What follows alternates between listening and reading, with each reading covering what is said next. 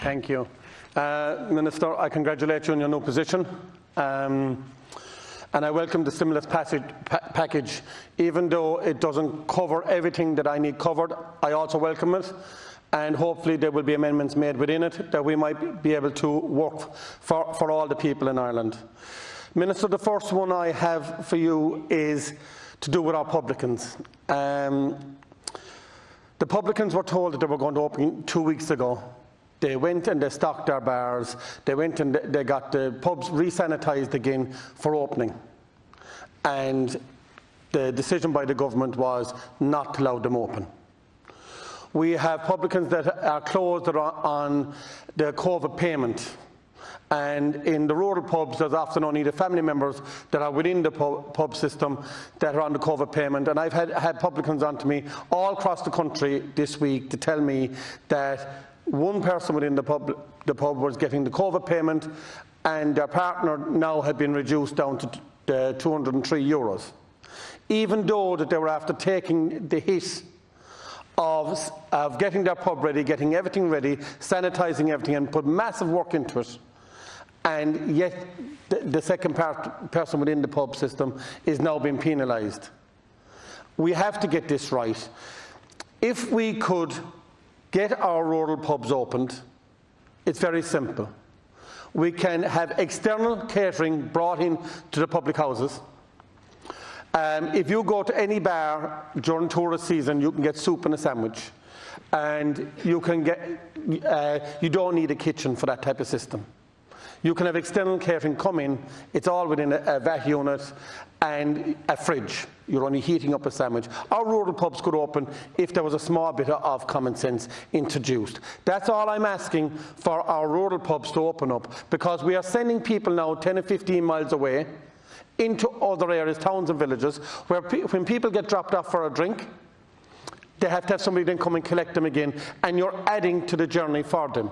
And they're not supporting their local area. And also people are afraid that some pubs within their area are open because they have food, and they're going to find it very hard to get their customer base back again, which means that you'll eventually try and close the rural pub anyway. The second part I have for you is our bus companies. We've had bus companies this year come to me and said to us, we're after buying new tour buses, costing hundreds of thousands of euros. They're after investing at the start of the year to buy buses for tourism. Their new buses now are parked in their yards, and they're having to pay for the buses. But the buses are on the 201 plate, and these buses will not be used now until at least 2002. We have to do something where we have to come back and re-register these buses that have little or no kilometres on them, that have been parked in the yard. And if you look at the system that's there for the payment of these buses, that the buses have to be paid for, even though they might get an extension on it. It's based over a 5-year turnaround for you to have good quality buses leaving this country for tours. So we have to do something for our bus companies, or we have to reimburse them for the amount of loss that they're going to use on these buses. The other one I have for you, Minister, is Drumculloher Respite Centre. It's the first centre for the elderly that was ever built in Ireland. They have the capability of 20 persons. It's a 20-bed unit that gives breaks to families for 1 to 2 weeks a year. This has been closed since March. Drumculloher Respite Centre has taken 7,000 admissions since 2002. The centre serves Limerick, North Cork and North Kerry. The question is, this respite centre is under the regulations and the Act of nursing homes. This is not a nursing home. This is a respite centre, and this is what's failing it from to be reopened. They have less people now coming into the respite centre, but yet they're not allowed to open because they're being regulated under the Act of nursing homes. We've got to work to change this.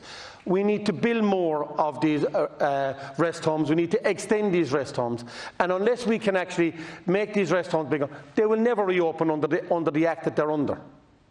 So these need to be invested in.